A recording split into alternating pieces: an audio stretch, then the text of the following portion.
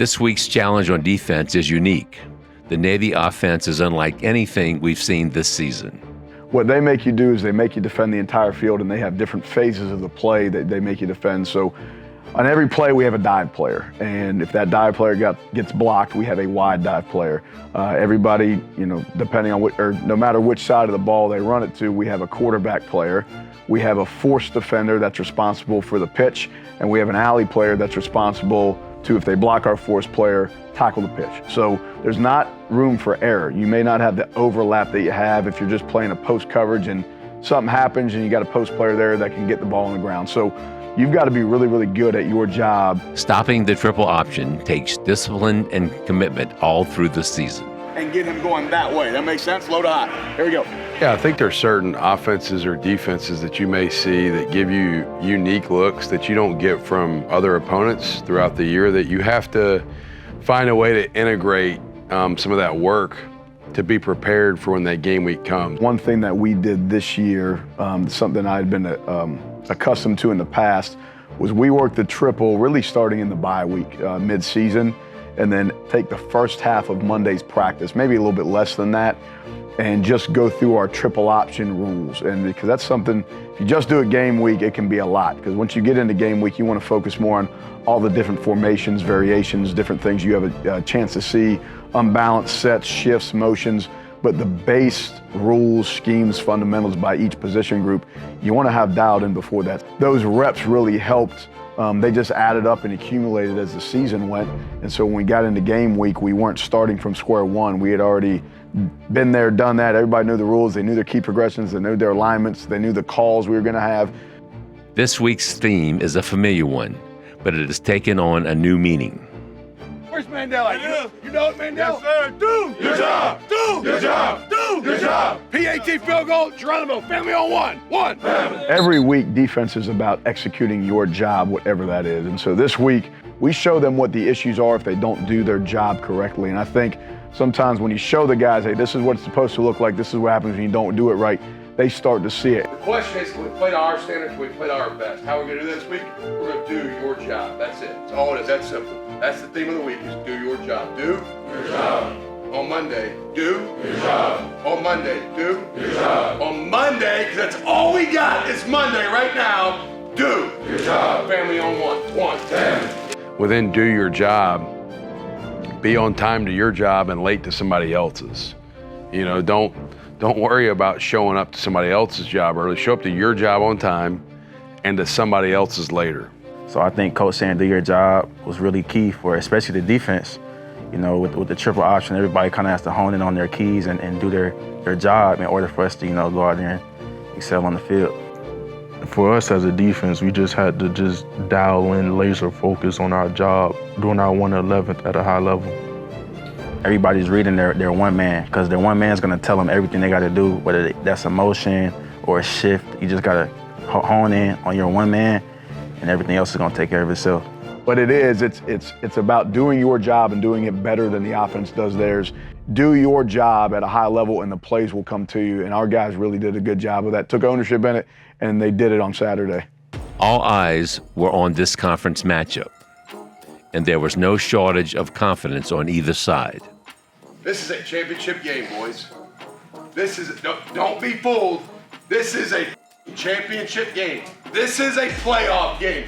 Win this game, and we get in the championship game. It's that simple.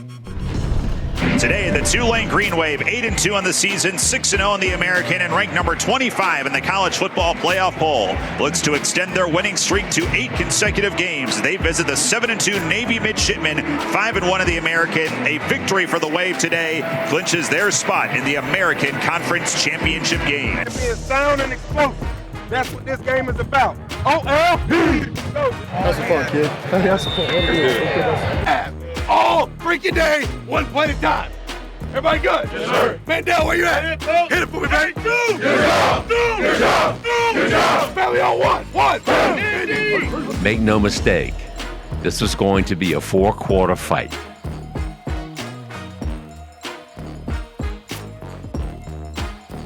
Right out of the gate, the defense was firing on all cylinders. Snap on 3rd and 8, running to the left, looking for an action. He's going to try and pitch it late. Instead, has to carry it himself. Takes it up to the 40, and that's all. Cameron Hamilton is there for the stop after a gain of 3, and Tulane forces a 3 and out on the first drive of the day. At under center, and he'll give right up the middle, and Sam Howard, welcome back.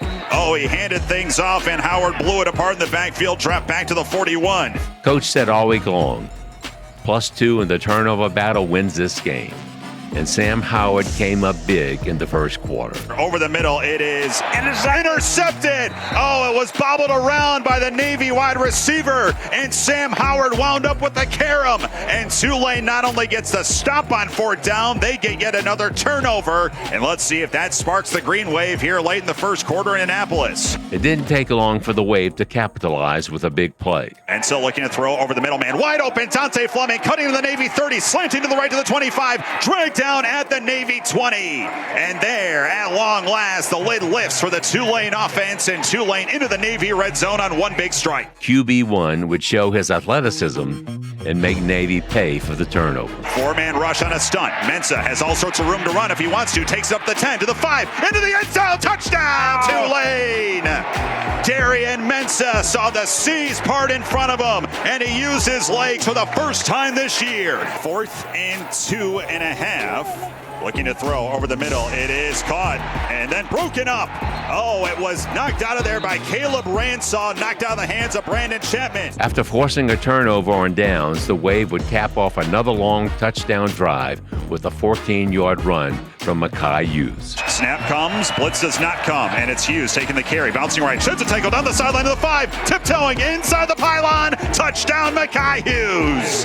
Now he looks to throw, pressure comes, and he's dropped. Matthew Fobbs-White wrecks him all the way back to the 19-yard line. The Wave defense didn't miss a beat closing out the first half. Pitching left, it is Chapman down the numbers, and he is submarine behind the line. Kevin Adams is there back at the 18. Not a bad start, but we can play a load cleaner. We know that, right? Am I good? We talked about this could be a damn 4-quarter game, guys. We're at halftime. Hey, it is our game. Go take it. Every week, we set out to impose our will on our opponents.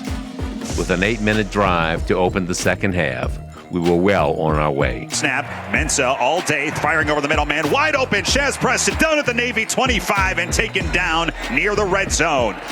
Mensah hands off, it's Hughes, trying to fight forward, stopped in the backfield, lunging forward for the goal line, touchdown. Oh, what an effort. Mekhi Hughes should have been dropped back at the 4.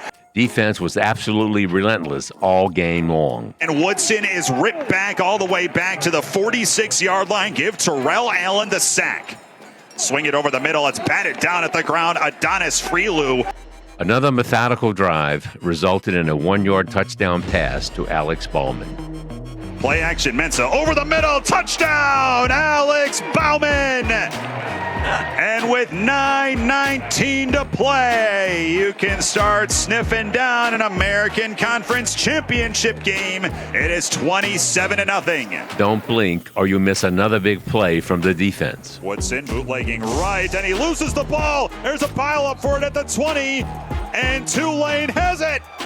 Wow. He was late on the option. He didn't know when to pitch it, and when he finally did, the ball was stripped out of his hands. Sam Howard winds up with his second turnover of the day. Off the takeaway, Darian Mensah would use his legs again to set up another Tulane touchdown. Fakes, bootlegs right, pumps, fires right side to the end zone. Touchdown, Arnold Barnes.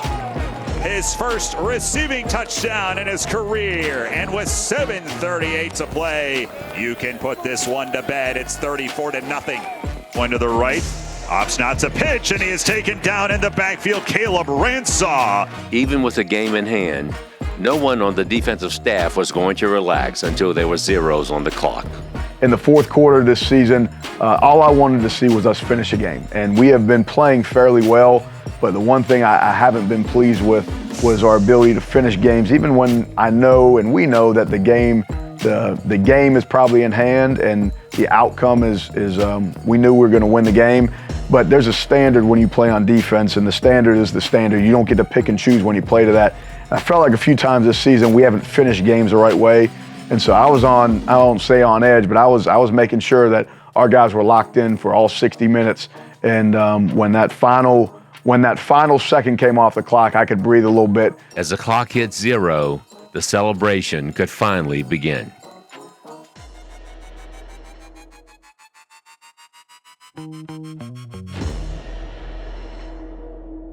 This was a big-time win.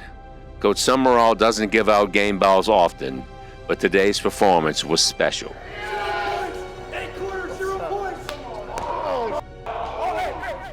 Hey, listen. I got one ball, but I'm going to get about 7 of them. Man, this is representative to one guy, but it's going to go to about 7 or 8 guys as a group. You shut out an option team at home. Man, Coach Gasparotto.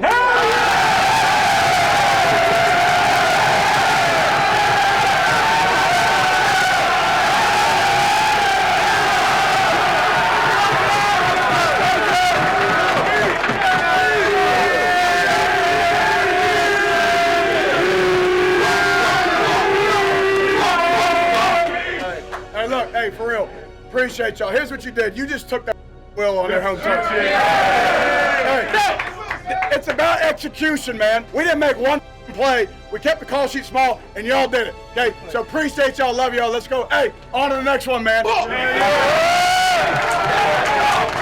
When you have a victory like that, it is an ultimate team victory. Offense, defense, special teams. And so, you know, getting a game ball and getting presented, I'm honored, but I feel like I just stole something because I did not make one play on the field. And it was the ultimate team effort. And for me, getting a game ball just shows that we are starting to get where we want to be as a complete defense. Shutouts are hard, you know, and so really wanted to recognize the work he had put in, and really the whole defensive staff. I thought their preparation, man, they're so good at what they do. And we're so blessed to have that group of guys. We've got tremendous coaches in all phases, but the defensive staff to shut down an offense like that, to hold them to 113 yards, that's unheard of. And then to get the shutout on top of it was really a special day. The defense wasn't the only side of the ball to celebrate. We imposed our will and dominated on both sides of the ball. I want the starting O-lineman in CT. All right. Hey, and I thought it looked like Michael Vick today, but Darian Menson.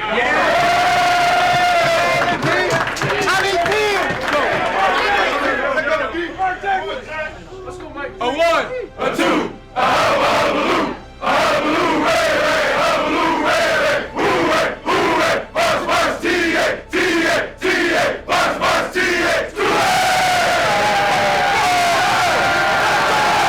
Our way to approach, our way to attack other teams is really moving that line of scrimmage, getting into the defensive linemen, the linebackers, and almost just wearing them down to the point of where they're almost, they don't want to tackle Makai, they don't want to tackle Duda at that point. They're tired of tackling and they're tired of taking on blocks. So almost doubled down on that aspect of our play, knowing kind of what has been said on the other side of the ball. They were going to out-aggressive us, and they said that they were more disciplined than us as well. So listen, lock in. Hey, don't forget, they're more disciplined, they're more detailed, they're more urgent. My ass. I think it was more just an aspect of proving to everybody and even proving to ourselves that we have a style of play that is very difficult to match when we do it our way. A win like this requires complete buy-in to the team's culture, and that doesn't just happen overnight. Like top to bottom, everybody that is in this room, and this is a special group because to go through probably everything that's like this program, like back to them that went through to get to where this group's at right now, wow, special group, special. Like I am in awe. I told Coach Mack on, I think we were standing in the middle of the field like maybe Monday's practice, first day of the week. And I'm getting ready to walk down and tell one of the safeties something about a motion about telling him, hey, don't be so like fast to come down. And I'm walking over to go tell him, and as soon as I'm going to tell him, Rob Green's like, hey, a little more lateral first before you come down. I'm like, guys, I don't even have to coach here. I'm in awe of the coaches because I don't have to coach. I just like make sure the train stays on the tracks because we've got phenomenal coaches. Guys, you men in the seats, This is a players first program and always will be. The game is about the player. Like, here's the deal. If there were no players, you know what there would be? No coaches. Like, this is not about the coaches, but we've got phenomenal men that coach you. And guys, man, you guys in this room, you players, man, y'all are freaking special. Like, I'm talking about like best of the best, top notch, first class, everybody in here. And to see this group come together with, I looked at it on the plane today. I was doing like a little research. 46 guys in here that were here a year ago and 34 that weren't. To see the way this group has come together, guys, that's special. That is special. And I mean this, I'm in awe. I am in awe. That's the word I used with Coach McIntyre. I'm in awe of the standard, the preparation, the consistency, the buy-in, like the team dynamic in this group. To see how this group has come together and really formed a bond and legitimately become a team. You know, not a team because we all play for Tulane, but a team that actually cares about each other, loves each other, fights for each other, has each other's back, encourages each other, challenges each other. Like, this group, to watch the way it has grown together, it's inspiring, it's motivating, it's rewarding, and I am truly in awe of what these young men have done to make sure that the standard of what this program is stays the standard. You know, in the early, my 2 back-to-back bowl seasons in the Armed Forces and Potato Bowl, it wasn't that we as a team weren't, didn't have expectations of ourselves, but I think nothing was really very clear. We would just kind of, go through and, check off boxes like, got the workout done, we got practice done, and, we just kind of like, it seemed like we were moving through and just playing football, but there was no clear expectation from ourselves. And I think once that 2-10 season happened, and we kind of saw a lot of things about ourselves, and that is when I think we decided to give ourselves that expectation. So through Nick, Dorian, Michael, Pratt, and Sincere, those guys all, we all got together after the season. We came back in the spring, and I think we gave ourselves an expectation and we demanded it out of ourselves. I think a lot more guys, when we kind of had this like vision of what we could be, then a lot more people started, just following and leading by example, trying to be another guy to look at and just say like, this is kind of our standard. The players knew what Tulane did before. They saw the Cotton Bowl, they saw the year after that conference appearance. It's putting ourselves at another spot to where we playing for the conference championship, possibly making it to a playoffs spot, and just stacking our days week after week and just continuing to be our best. And I feel like that's what Coach was talking about, just being at all and coming together. And I mean, it wasn't perfect, but we had our moments, but it was overall, it was a great experience. This next game is all about staying focused, blocking out the noise, and playing to our standard. There's nothing that we've wanted have we accomplished yet. So that was a great game, that was a great victory, and we've seen what we can do when we do what we're supposed to, but we have not won a thing this year. We don't have a championship ring, we don't have a bowl bid, we don't have we're not in our postseason play where we want to be yet, so nothing has been accomplished that we want. It just made this next game that much more important. You have to always be on guard. Every game counts the same. While one may clinch being in the conference championship game, and you have another game to play before the conference championship game, it's important not to lose your edge. It's important not to lose the chip on your shoulder. As soon as you get complacent or comfortable, you get exposed. And so there is a challenge that you have to make sure that mentally everybody in the organization, everybody in the program understands you have to bring it. And if you don't bring it, we'll get exposed. Hey, I'm finna answer the phone. Help is on the way. Help is on the way. Lord. Hey, bump the party. Let's go. Hey. I go by the name of Mr. Big Chris. I'm the main reason why your head coach pissed. Scratching teams off the list each and every week. Green Wave front page, just watch and see. Saturday Superdome, where you wanna be. All expense paid trip. Tennessee. Holiday season, we're going bowling, baby. TU just believe we achieve, baby. I know the fans wondering where we been lately, but we headed back to the top, no maybes. Trying to fill the Winston Center with Trevors. TU, let's get it, we gon' grind for it. It's what it takes.